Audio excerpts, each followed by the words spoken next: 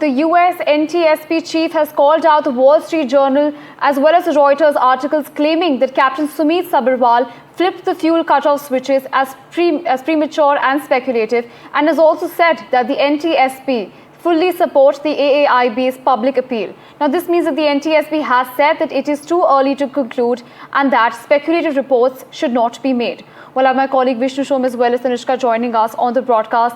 Vishnu, of course, you've covered the entire incident extensively. What is your assessment of this?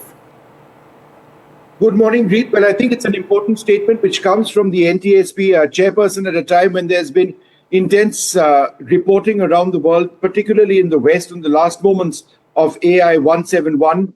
And there have been several questions asked about why there are leaks which are taking place at a time when the investigation is very at a sensitive stage, and that there are questions and important ones which have been asked. Significantly, India's AAIB, our Aircraft Accident Investigation Bureau, issued an appeal day before yesterday, hitting out at reports which had little pieces of information, but perhaps didn't reflect the overall process of the investigations going on. And now the NTSB chairperson, Jennifer Homendy, says, and I quote, "Recent media reports on the Air India 171 crash are premature and speculative. India's Aircraft Accident Investigation Bureau just released its preliminary report.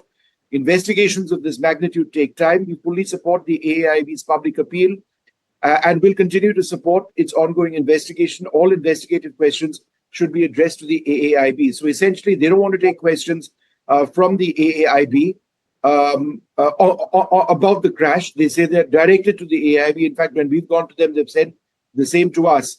But I think it is also significant that they've not denied anything which has been spoken of in multiple media. It's not just Reuters and the Wall Street Journal, but it's also in European media, Italian media, which have come out with striking details.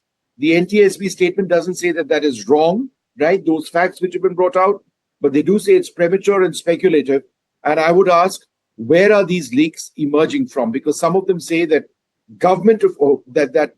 there are government positions which have been drawn in the US in terms of a preliminary assessment of what went wrong, and then they go to specify the potential role of the pilots.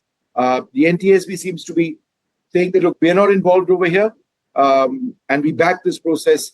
So let's see what finding emerges of this. At the end of the day, there needs to be transparency in a finite period of time.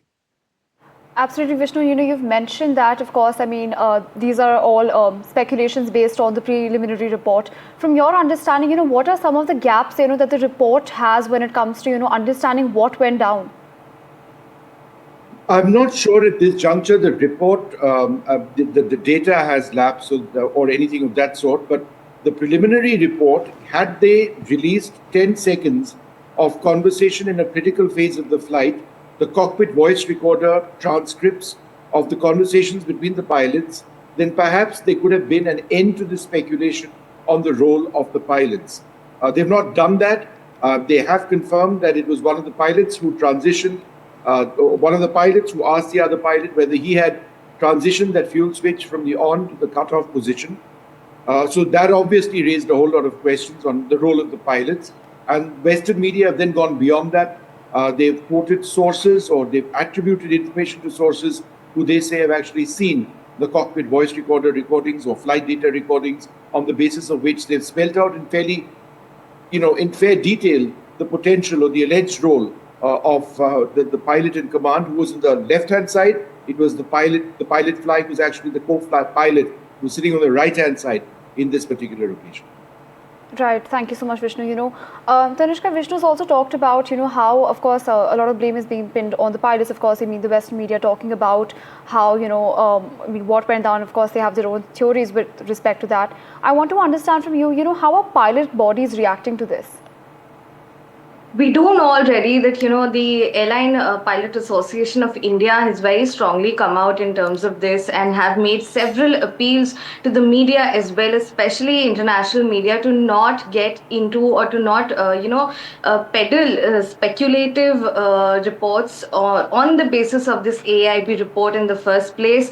The pilots associations in India and the president as well, we've spoken to Captain Sam Thomas earlier. They've all said that all they demand for is a transparent investigation process, and that if some line pilots could be involved in the investigation process, at the very least as observers, mere observers. So at this point, the Airlines Association, Pilots Association, is indeed thinking of judicial intervention. They are demanding a legal probe at this point. However, we're yet to see as of this moment if there are any petitions that have come about with respect to the report. They do believe that the whole narrative that shifted the blame onto the pilots is completely wrong, and it is wrong to give out such unfound character judgments with respect to pilots and their entire profession, considering that they're giving in and putting in such hours into the profession. We do understand that internationally also, the International Global Pilots Association has also come out in the support and has similarly called the report premature and said that it would be wrong to draw any conclusions as of this now, especially wrong to shift the blame onto the pilots.